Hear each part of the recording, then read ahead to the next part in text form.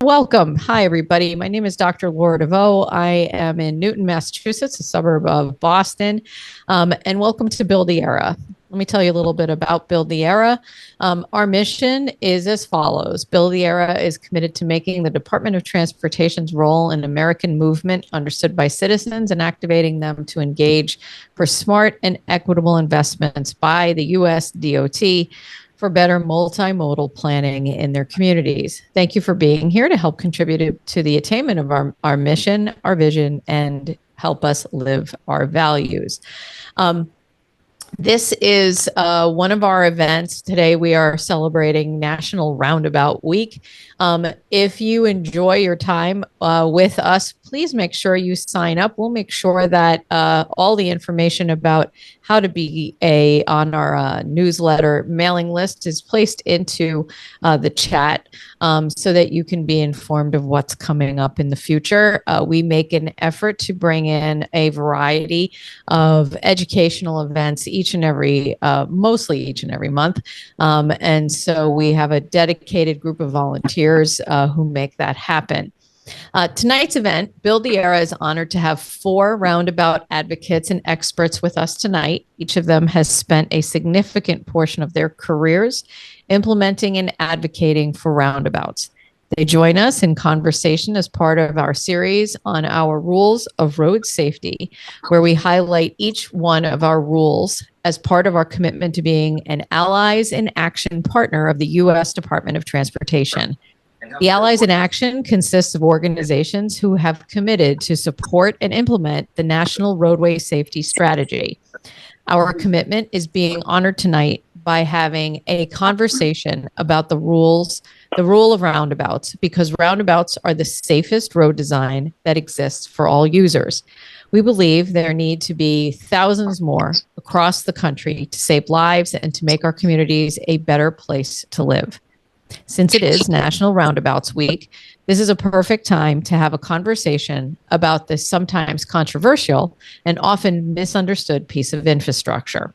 After listening to our Roundabout Roundtable, you'll have a better understanding of how roundabouts were first implemented in this country, what implementation process looks like currently, and what the future looks like for roundabouts given all the changes we are seeing in transportation.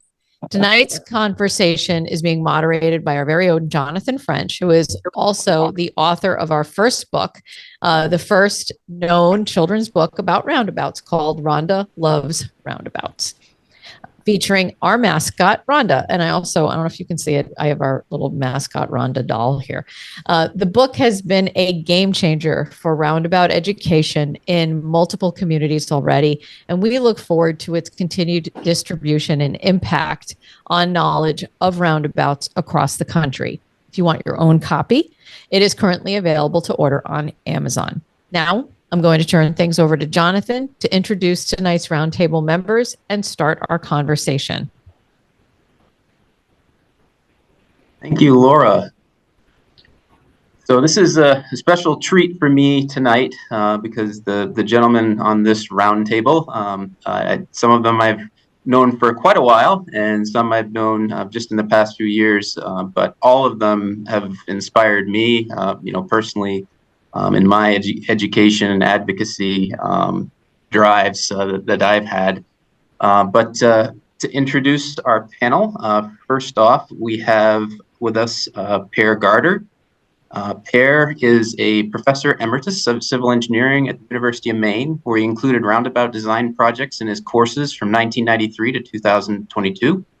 He has a PhD from Lund University in Sweden, and he was from 1983 to 1992 a faculty member at the Royal Institute of Technology in Stockholm, Sweden.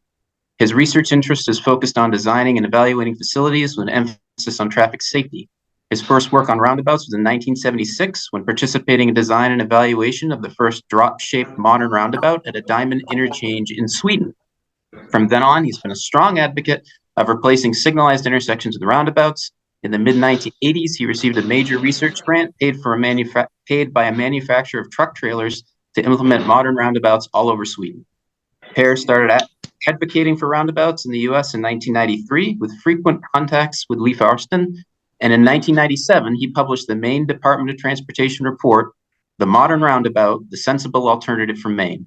Since then, he has published 28 papers and reports on roundabouts covering fuel consumption and delay, as well as safety. In particular, he's focused on elderly users, pedestrians, and design speed considerations. In 1999, the paper Little Falls Gorham Reconstruction to a Modern Roundabout was selected as the winner of the Best Paper Award of the TRB Committee on Operational Effects of Geometrics. And in 2002, he received the D. Grant Mickle Award for the paper Safety Effect of Roundabout Conversions in the United States, Empirical Bayes Observational Before-After Study. So welcome, Per, and thank you for being here.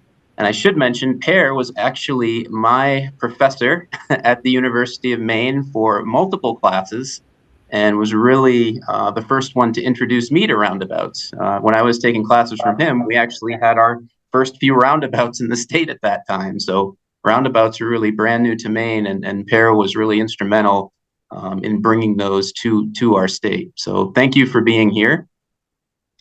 And next we have Mark Lenters. And Mark, for more than 20 years, he's focused his professional engineering practice on modern roundabouts, following 15 years of intersection design and safety reviews. He has become a leading roundabout specialist committed to evidence-based design and public acceptance of roundabouts. He was a panel reviewer for the 2010 FHWA Roundabout Guide and a second string author of the recently released FHWA Roundabout Guide, which is NCHRP Research Report 1043. Mark is currently employed at Kimley-Horn as a roundabout practice builder. And Mark was one of my mentors in the department when I was first starting to look into the design of roundabouts, and really guided me through all the 3 roundabouts that I designed. And not just that, but really inspired me and kind of directed me toward both the education and advocacy track.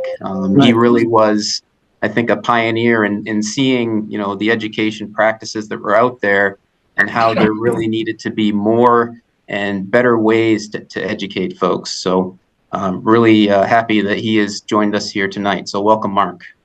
Thank you.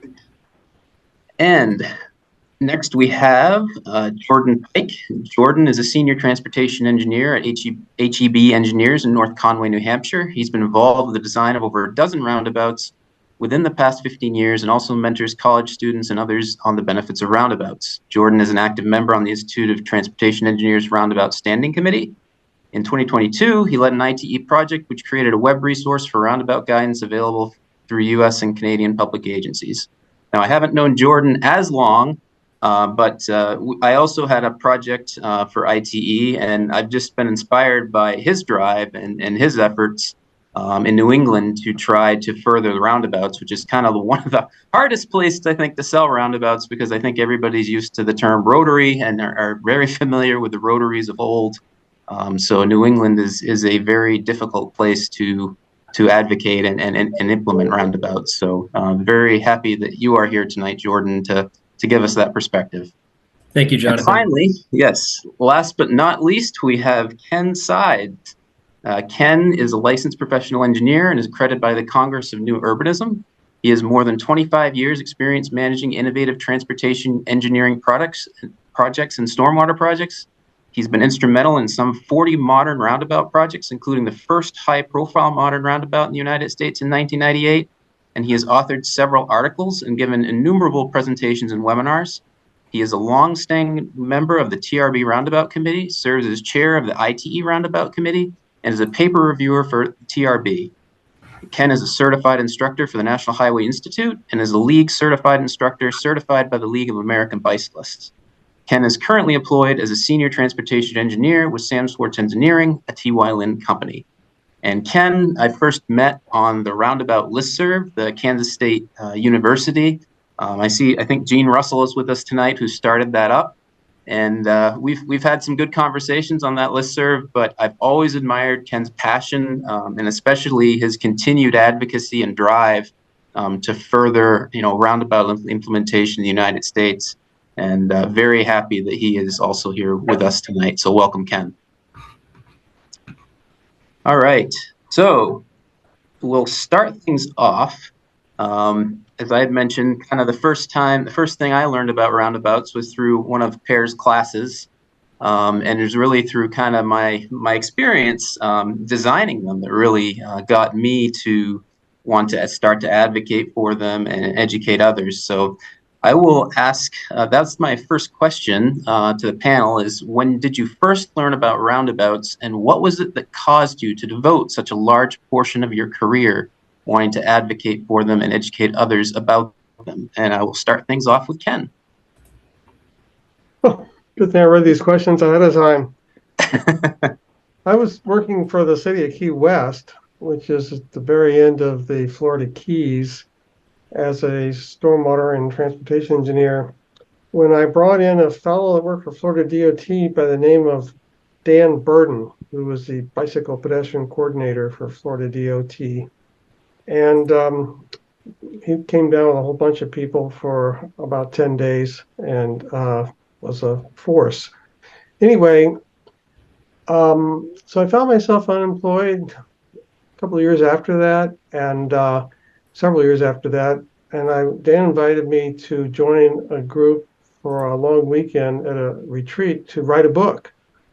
So I said, sure. And one of the folks at that book writing, and we did get it done, was Michael Walwork. And it'll be no surprise to any of you who know Michael that I found out about modern roundabouts. So fast forward, I was working for the city of Clearwater, sitting in my cubicle. I got called into the conference room. There was this deputy city engineer and a bunch of concerned-looking consultants took my seat. Well, what had happened is a planner, an attorney, advisor to the city manager, Mike Roberto, and they're both passed now, told him that in order to revitalize the beach economy, they needed to have an entryway, a roundabout. And the city manager called the engineering department to find out if this was possible. So we went around the room. I'm almost done. And when it got to me, I said, well, it's clear that nobody here knows anything about it. So why don't we put someone on the phone who does? And I just happen to have Walwork's card in my cubicle. Well, Michael answered everybody's questions and made it clear that this was doable. So I was assigned to hire him and an engineering firm to do the detailed civil design. And that was the first roundabout in in Clearwater, and it was on Clearwater Beach. It's extremely controversial, at least if you believe the television and the newspaper media. But it was a very interesting design, pioneering design in many ways. The interesting thing is that 6 months later, the people who live on the beach and who have businesses on the beach came to us and said, hey, we want another roundabout on the beach. And we were all hiding under our desk because the backlash was truly brutal. But a lot of that had nothing to do with the roundabout. There were a lot of other issues at that time. Anyway, we said, you really mean it? Don't you hate roundabouts? They said, no, here's a check for $3,000 to show that we mean it. So that's very unusual. Hardly anybody has residents kick in $3,000 for an intersection. So that's where it began, and we thought that was, I'm almost done, would be the last roundabout ever in Clearwater, but then the second one on the beach came along. Meanwhile, I became a traffic calming engineer, and I hired Dan Burden and Michael Walwork to do citizen design charrette. And much to our amazement, the citizens started drawing circles on the maps of their neighborhoods, like 3 dozen of them. And over the next 15 years, I built them all as the PM, and hired Walwork for some, hired Greg Trim, now at the same company I'm at, for some of those, and it's been a very good run. So that's how that came about. A lot of serendipity in there. Thanks. And how about you, Jordan? Oh, I was a young, budding traffic engineer coming right out of college. I'm in New Hampshire now, but most of my career experience was with Connecticut DOT, and I started there in the traffic engineering unit. And one of my earlier assignments was analyzing a traffic signal at a busy intersection. And they said, hey, how can we get the capacity up here? How many lanes we need? What's the arrangement? I was all excited to show everything I knew about traffic signals and design it by the book, the way I was taught in college, applying all the traditional techniques. I optimized it, I timed it, and I had a layout. Little did I know that there was a highway designer downstairs by the name of Will Britnell, who was a big advocate for roundabouts in the state of Connecticut, also working on the same intersection, but designing a roundabout instead that actually solved the traffic safety issues there. I blindly showed up to this meeting with Will, and we compared our designs, and his was just so much better than mine and solved all the problems. And it was like a light bulb went off, and I was like, well, why are we putting signals in anymore in the first place? So that was my first exposure to roundabouts, and later caused me to go work for Will down in the highway design unit, leading roundabouts for the state, and eventually on the roundabout committee for the state. Great. Mark, when did you first have experience with roundabouts, and what inspired you to devote a good portion of your career to educating others and trying to advocate for them to be implemented? Well, I reached a kind of an intellectual fork in the road. About 1999, I was sitting on a traffic calming committee at the national level with all the provinces in Canada.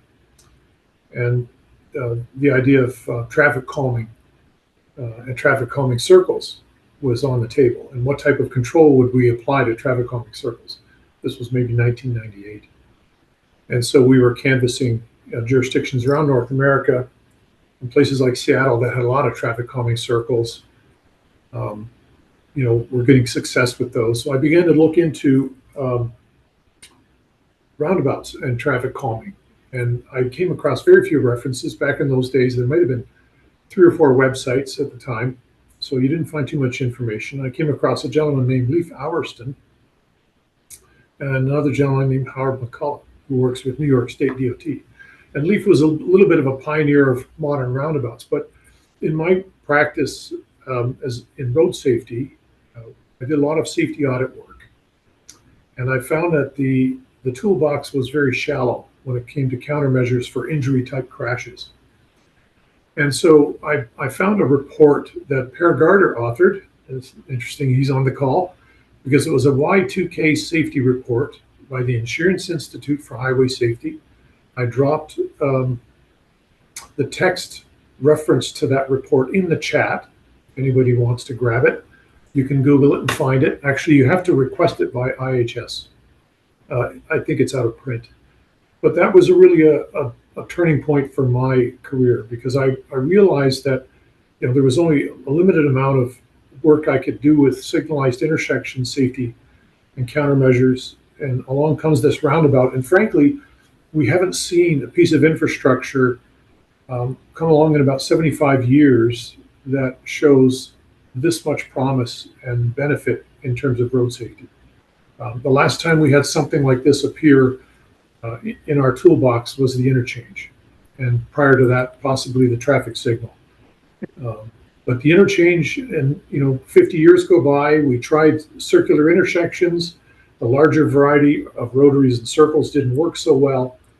And this report was a before and after study of 24 intersections, and it showed roughly 80% reduction in injury crashes, which was remarkable. And so that turned my career. I began to do a little more research. I met people like Leif Auerston. I think around that time, I bumped into Ken, and we were doing some traffic calming work together, brought him up to Niagara Falls. But it really energized me to do more research and find out all the evidence. And I made trips to England and visited with Transport Research Laboratory, the folks there who'd done a ton of research on roundabouts. And the more I got into it, the deeper I could see the research was. But that report was a turning point for me. Great. And how about you, Per? What was your first experience with roundabouts? I think we kind of heard it in your bio, but what really inspired you to determine that this is how you want to, devote your career? Yes, because of my accent, I will use some pictures. And I went to Lund Institute of Technology as an engineering student. And at the time, our only Swedish motorway, like interstate, ended with a big traffic circle located at the same location as you can see here. And there were lots of accidents. It was a multi-lane, high-speed rotary, and there were no speed limits in Sweden in the 1950s and 60s, so people would enter it at 80, 100 miles per hour and total their vehicles. And I did not believe in traffic circles at all. But as you can see in this slide, we have lots of modern roundabouts nearby. I lived here and I bicycled through a stop-controlled intersection, which became signalized while I was a graduate student and is now a roundabout.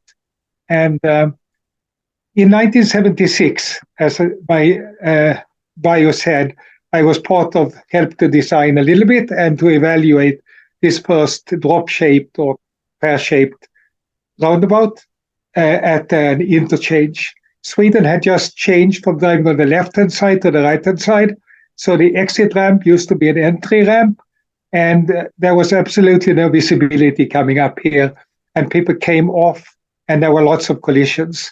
And so I think in the US, it would take another couple of decades before the first interchange like this was built. And talking about comparing the US to Sweden, if we look at fatalities per million people, if you can see this slide, you can see that Sweden is now 6.2 times safer than the US. In spite of us in Sweden, people in Sweden traveling exactly the same number of miles per year as Americans. Americans drive 80% more. VMT per capita is 80% higher in the US, but that's because Swedes travel by trains, buses, airplanes, bicycles, and walk. So the actual VMT is the same. And the more people travel, the better safety one should see. But if you can see the slide on the lower right, you can see that the fatality rate per mile traveled is actually 3 times higher in the US than in Sweden. And part of the reason for that is the Vision Zero that was passed by the Swedish Parliament in 1997, making roundabouts part of design. And my last slide, something that happened today, I got a LinkedIn message from one of my former students. I had pair for transportation engineering in 2006 or 2007. Wonderful teacher, nice to hear. My one takeaway from the semester, every intersection should be a roundabout.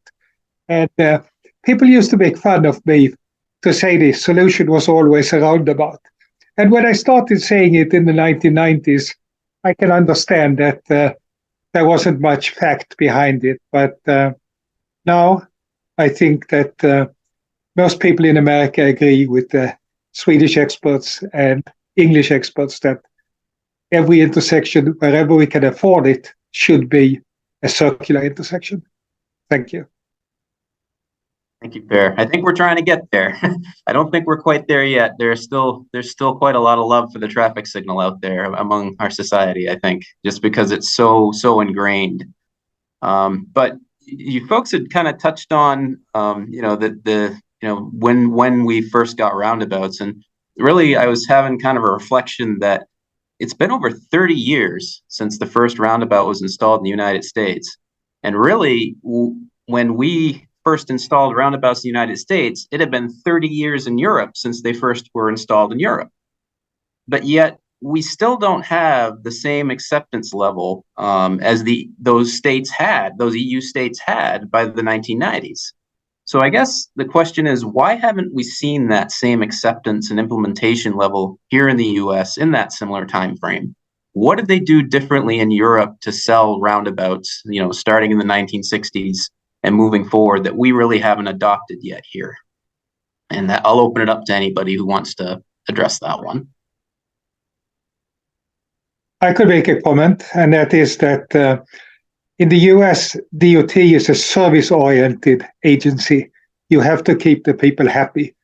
I think in Europe, in Sweden, politicians and the public are less involved in the actual execution. They put up goals but engineers design, and there's more acceptance that experts are allowed to decide how it should be. Just like when we go in for heart surgery, we don't tell the surgeon how the bypass should be done. And in the same way, Swedish people or politicians do not tell the engineers how an intersection should be designed. Okay. Anybody else want to comment on that question? Yeah, sure. I'll step in. You brought me here to bash rotaries, Jonathan, so I'll do just that. Being for the Northeastern U.S., I think that's been a huge hurdle for us. I don't think it's all to blame, but in the early decades, the goals for our transportation infrastructure largely revolved around more access and more capacity. And that program was very successful in achieving its goals, but I think we're kind of living with the byproducts, which have separated communities, increased speeds, and have contributed to more deaths and serious injuries on our roads. So we need people to understand that the previous solutions and goals of our transportation model are not going to provide us a safer, healthier, and happier community. We need to embrace the modern solutions like roundabouts and really promote those values. I think roundabout implementation is proportional to roundabout acceptance. So therefore, if we want to build more roundabouts, then we need to increase roundabout acceptance. And in many communities, when roundabouts are first being introduced or exposed at like public involvement, there's maybe 1/3 of the people that support it and 2/3 against. And we find that after the roundabout is actually built, that switches where we get over 66 to 70% acceptance of roundabout. So I think the more we get out there and do it, the more that acceptance will grow and the more implementation will grow. Great. Anybody else want to comment on that? I'll say something. I don't know the reason, what the difference. Pear's thought is very interesting to me. I hadn't heard that. They've had circular intersections in Europe for, I don't know, hundreds of years. Maybe that helps. But I saw a video not too long ago, and I wish I'd captured it because I haven't been able to find it. But it was our Secretary of Transportation, who I really like a lot, saying all the right things about modern roundabouts. But he concluded by saying, oh, well, of course, you don't want to have too many of them. That's roundabout fundamentalism. Or maybe he said, like the roundabout fundamentalists would have it. That's the exact opposite of what Pear's been saying. Every intersection should be a roundabout. So that's at the top of our Federal Agency for Transportation. A person who's well-informed, knew all the right things to say about modern roundabouts until that last point that, oh my gosh, we don't want to go overboard here, folks. So that may be part of it as well. Top-down stuff. We're trying to work on Secretary Pete. Build the Era definitely is trying to work on Secretary Pete. But like a lot of things, I think there's contributing factors and, cultural backdrops and physical backdrops. The physical backdrop is, as was mentioned,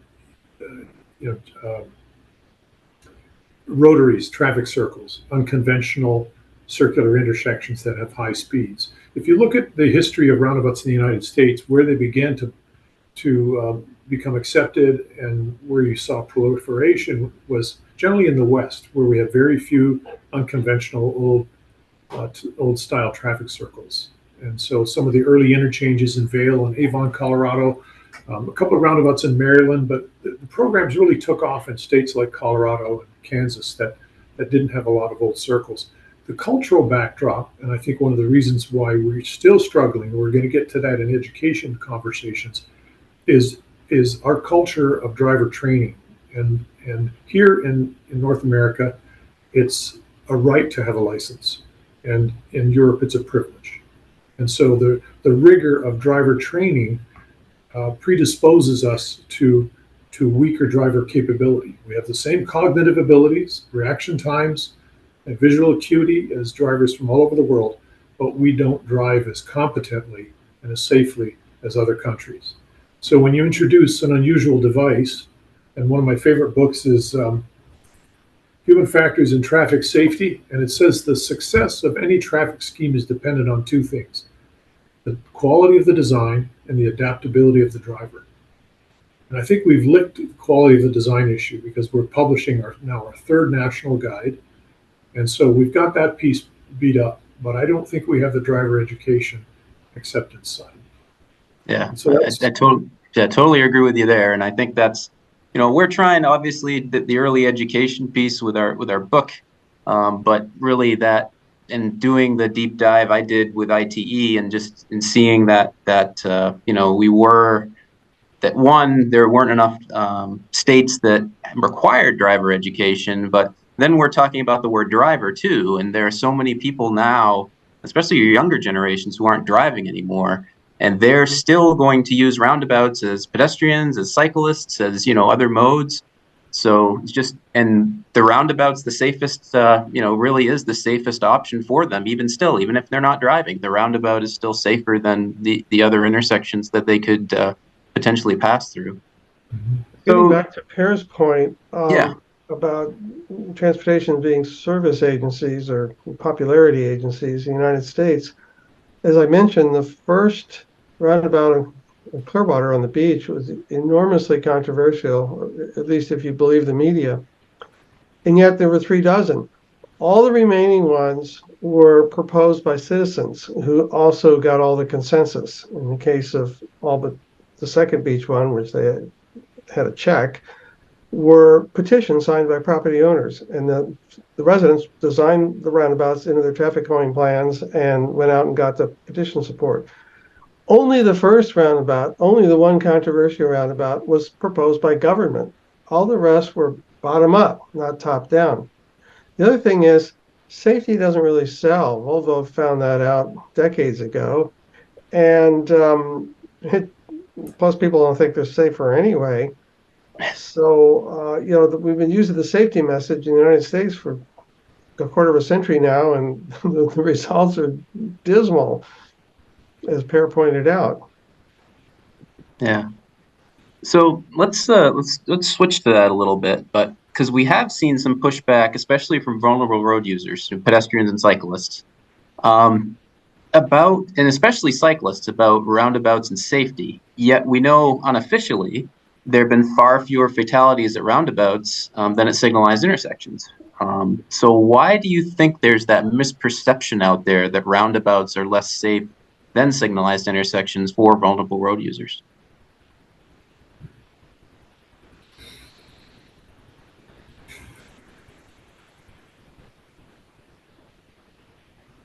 Silence. Everybody's thinking. If everybody else speaks, I could just say that studies from Europe show that multi-lane roundabouts with mixed bicycle traffic often are not very safe. And signalized intersections with separate protected bike lanes may be safer.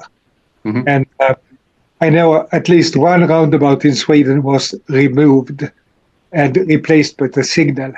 Hundreds of signals have been replaced by roundabouts, but that was in front of a high school. And I think they could have changed the design of the roundabout to make it safe. But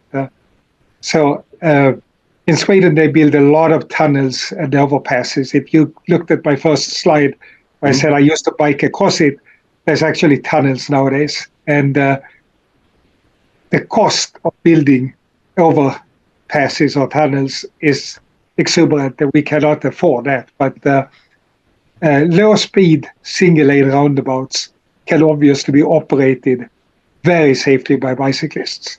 The data from Europe show that, from Holland, Denmark, Sweden, that a bicyclist is much safer riding like an automobile mixed with cars in the roundabout than mixed with cars at the traffic signal.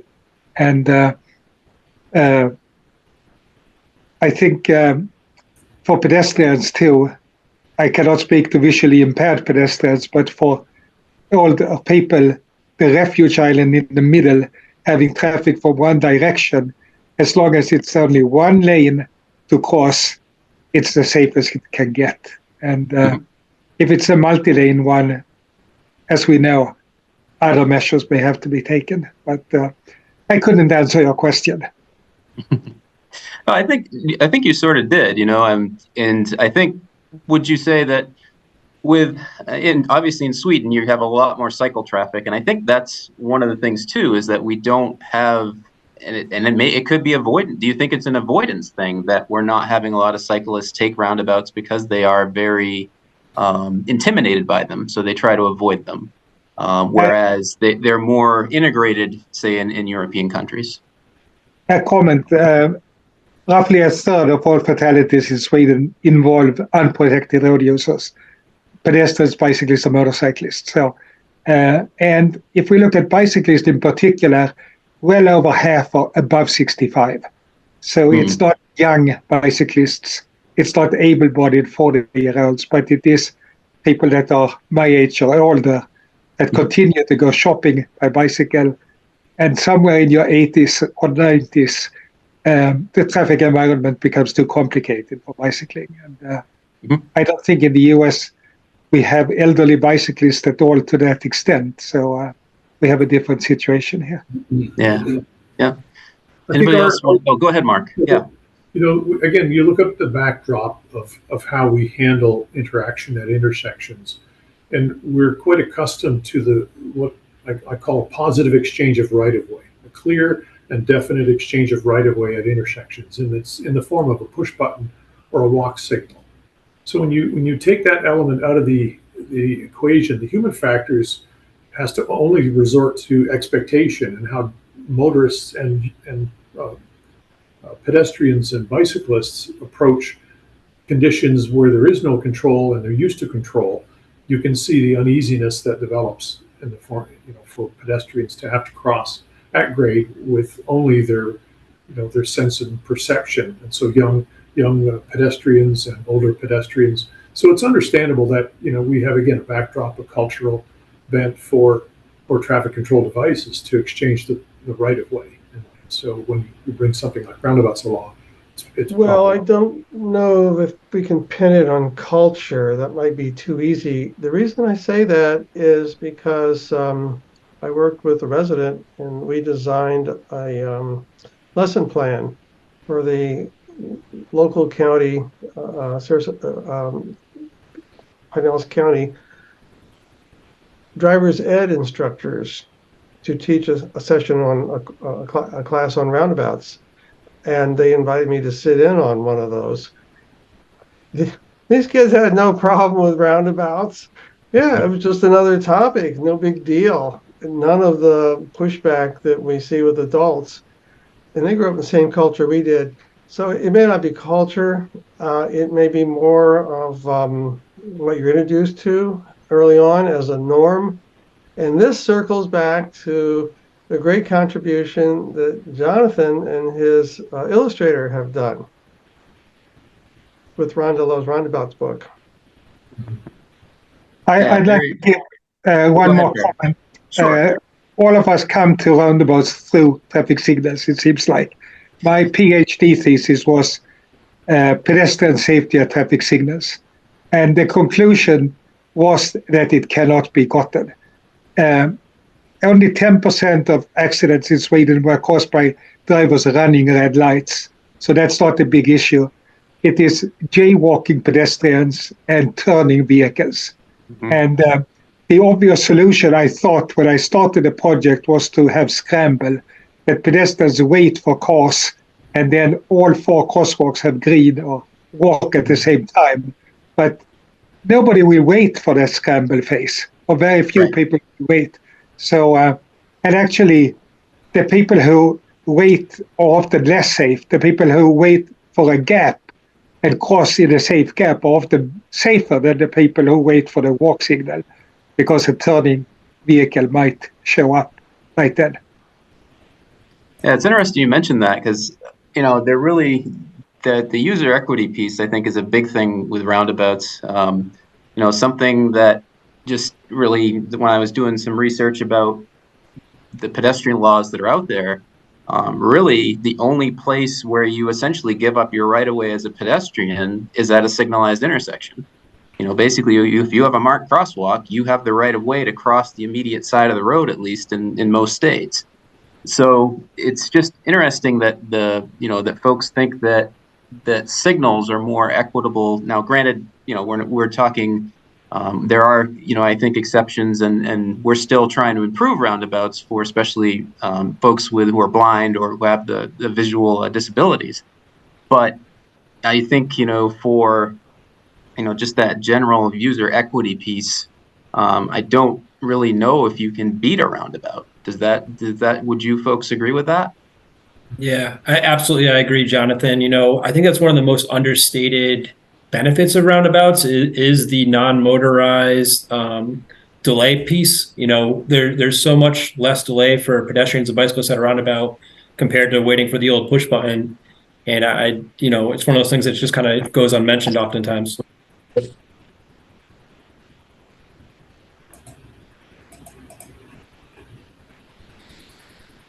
So with that said, are we really underselling roundabouts by saying, because we always like to caveat it with, well, they can't go everywhere. But when we have mini roundabouts, we have different geometric shapes like peanut roundabouts. Don't we have a lot more diversity in a roundabout solution than we had, say, 30 or even 10 years ago?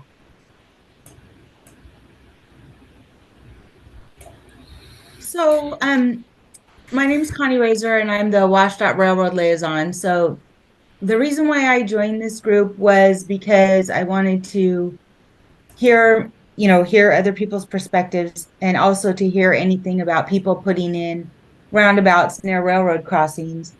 And so, your question about underselling them or,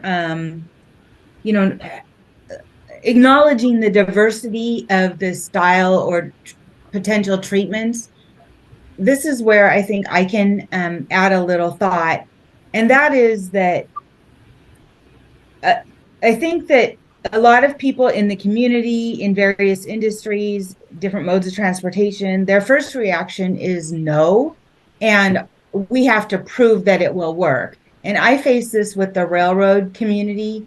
The railroads, they are not only no, but they are hell no near a railroad crossing.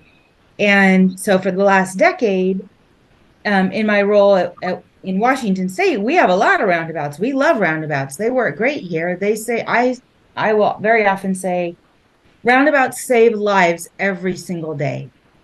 And so I'm shoving them in as close to railroad crossings as I can get them, and showing that a little tweak here or a little tweak here to the design can make them work near a railroad crossing.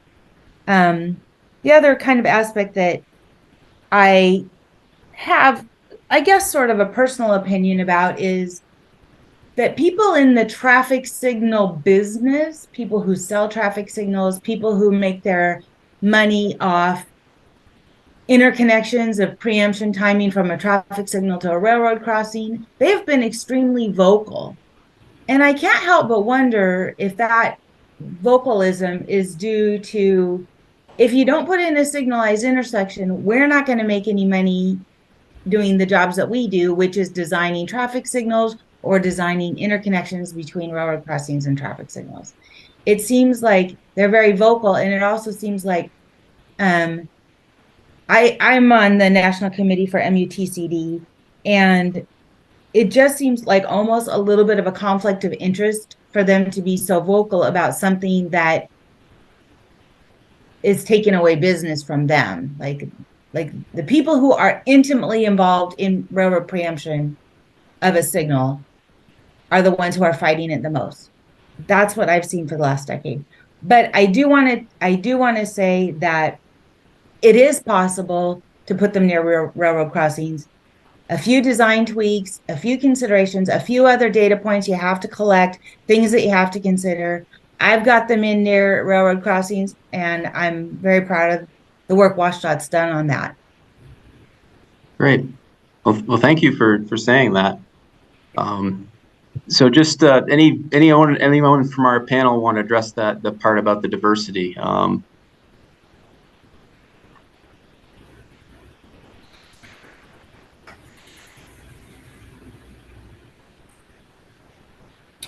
I will say that the new publication, the 1043, I feel like it's offering designers a lot more flexibility to kind of like make decisions. And, I do feel like when I was first getting into roundabouts, like the geometry had to be perfect. Everything had to be perfect. And the focus has kind of been more like looking at good roundabouts and what's going to bring safety. So, and it's also mentioning other modes and also different types of roundabouts like peanuts, like you mentioned. So, and minis and compacts are getting away from separating them and just getting back to looking at, good design practices. So I think that's opened a lot up. And if we can just look at that as a whole with that publication, I think that's going to really move us forward into a new era of design and implementation. Well, if we all agree that maybe only one of us is thinking, so I'm gonna exert my opinion about this issue of perception. So, Sure. The real safety afforded by roundabouts is evident all over the world. Pedestrians and motorists are safer at roundabouts. Two-wheeled vehicles, it's a bit of a toss-up because in some parts of Europe they've had a negative experience with two-wheeled vehicles. But generally, we can safely say that roundabouts are safer for most users. That's not the perception in the United States. Right. And so we have to close the gap between perception and reality. I do a lot of public outreach meetings, and I've got a slide that compares crossing risks.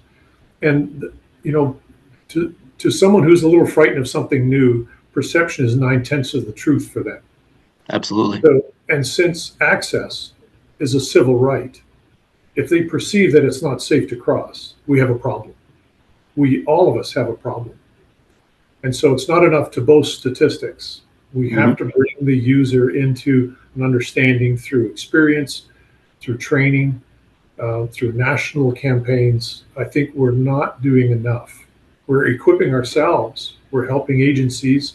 FHWA provides a wonderful toolbox, but we need to collect all that up into some kind of a national campaign for motorists as well as pedestrians to turn to create that tipping point and to round the corner on perception. Yeah, and that's what they did with the traffic signal, and why it was so widely spread is because it was adopted nationwide, and there was a national push to implement it. I totally agree with that. So, kind of switching gears a little bit as our minutes are dwindling here, but I do want to get to autonomous vehicles. They've been extremely newsworthy. And what do you think the future looks like, both with the rise of autonomous vehicles and also smart streets? Because there seems to be that emphasis on technological solutions being preferred over something, I guess, conventional like a roundabout at this point. So how do we convince decision makers that for smart decisions about safety, they maybe need to think about something dumb technology-wise? Well, I'll give you my elevator speech on it. And I talked to someone at Federal Highways named Joe Baird 5 or 6 years ago. I said, Joe, what's the future of autonomous vehicles and roundabouts? He said, it's a good news story. In fact, it's the best. You don't have the third element of infrastructure to enter the technology equation. It's the vehicle talking to the vehicle and those two interacting to avoid a collision. And roundabouts are a dynamic type of traffic control to begin with, where I seek a gap, and if I can get a gap without causing the other driver to screech tires, then I can get in the roundabout reasonably safe. And just try that in England. That's the way it works. Gaps are small, and drivers tend to be vigilantly aggressive, not recklessly aggressive. So it's a good news story for autonomous. We already have vehicles talking to vehicles and vehicles interacting with the roadway conditions, and we're not far from the ability to apply that in roundabout solutions. I have a comment here. A main reason that roundabouts are safer than other intersections is the speed, that roundabouts reduce the speed to 20-25 miles per hour. In Sweden, we do have a few traffic signals with speed humps, but I don't think they will become common in the US. And with intelligent vehicles in some future, we can reduce speed. We can keep vehicles in their lanes so that there will be no head-on collisions. So in some future, we may not need roundabouts. But that future is many decades away. And in the meantime, we have to do something to make it safe. So no matter what the future holds, roundabouts are needed now. I agree, absolutely. Yeah, one of the things is that people don't believe roundabouts are low speed. I mean, you look at it in plan view, and it's obviously a racetrack. Number one, and they don't have any appreciation for what low speeds give you. Parking lots are the only place we have low speeds, and they don't feel very safe. What I do when I'm a guest lecturer at University of South Florida is I take the graduate students out on the road in a minibus. And we go round and round some multi-lane roundabouts, and someone will call out the speeds.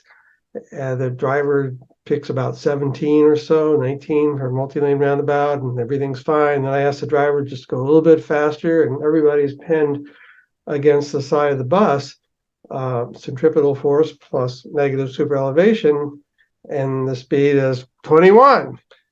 And then we do the same thing in a one-lane roundabout, and they learn in their gut that, you know what, these things really do cap speed. Then we all get out of the bus and we walk the roundabout, and I explain the operating characteristics of older pedestrians, and we pretend that's what we are. And then I explain about children who are not little adults. We all pretend we're that, and I point out all the benefits of the roundabout. So this is something that can be done with community leaders and elected officials when they experience for themselves that you really can't go more than about 18 or really 17 miles an hour in a well-designed one-lane roundabout. And of course, while you're there, they even explain the importance of that, as Per just mentioned. It's the greatest gift of all that roundabouts have to give, is low speeds to all users. Yeah, I couldn't agree more. I was hoping to shine on this one as the millennial in the group, but Mark stole my thunder on the vehicle-to-vehicle communication, and I couldn't agree more about the speed. So, yeah. So we're almost out of time, but I do want to say that just given the pushback and lack of urgency for roundabout implementation, it still feels like there is a growing momentum, right, for roundabouts in the U.S. Do you think that's true? And how can we grow that into a wave like we've seen in other countries where, I think, Ken, you mentioned, was it Spain had 30,000 roundabouts in the span that it took us to construct 10,000? So do you think that's realistic for the United States? Can we do that? Oh, sure.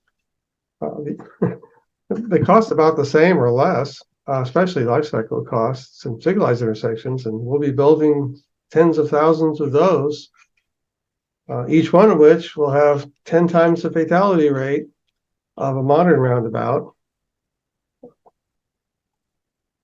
It's certainly possible.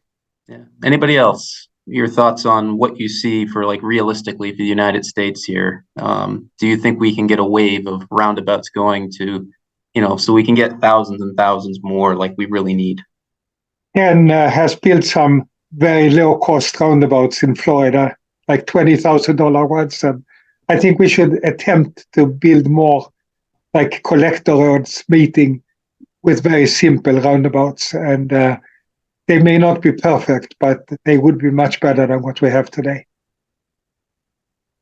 George has done a similar campaign on low-cost roundabouts to spread safety money to be very cost-effective, especially in rural conditions where there's high-speed collisions.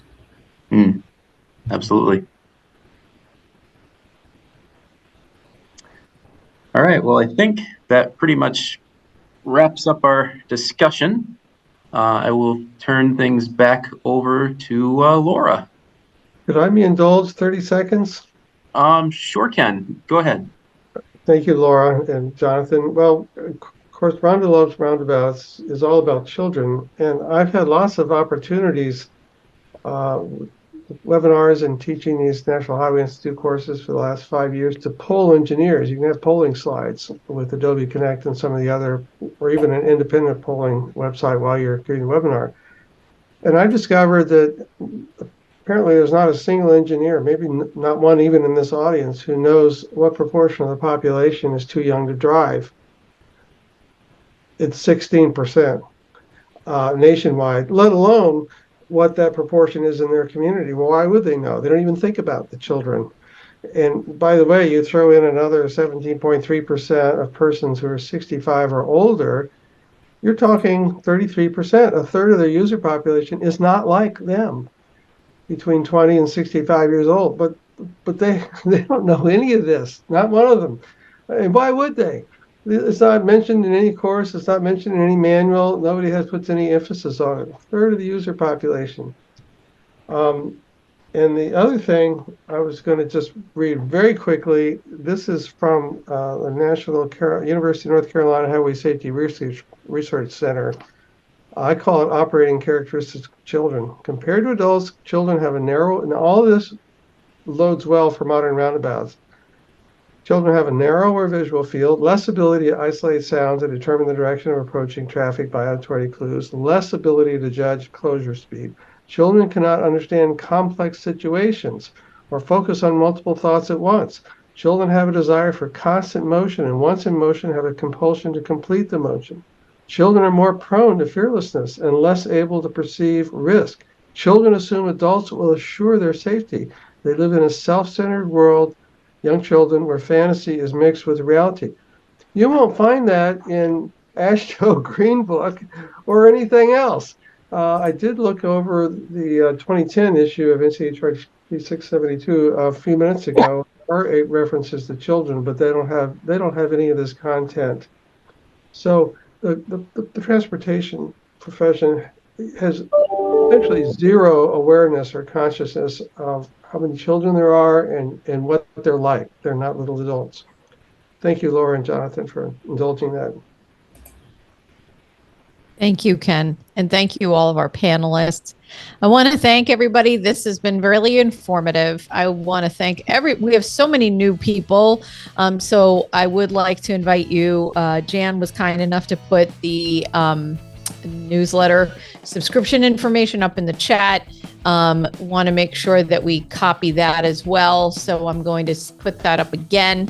And I also want to encourage folks to take part in, if you have any young people in your life, and we were just talking about children, we're calling on all kids 12 and under. Rhonda will need your help coloring her fun poster. Just download the choice posters on our website. I'm going to put everything up in the chat. Be sure to submit your masterpiece by the end of this month of September, and we will randomly draw 3 winners to win special prizes from Rhonda. And you'll see that in the website as well. I'll just put that up right now. Coloring contest. I can't do both things at once. Okay. Contest. Here's the link. Here we go. But you'll see from the coloring contest that we have an adorable backpack, water bottle, and mouse pad. So we're giving those out. And again, there's the we have the coloring contest, and once again, I will put up our newsletter, which is going up right there right now. So thank you all so much, and thank you for being here. Drive safe and keep your eyes open. All right. Have a great day, everybody. Happy Roundabout Week. Happy Roundabouts Week. Thank you, everybody. Thank you, everyone.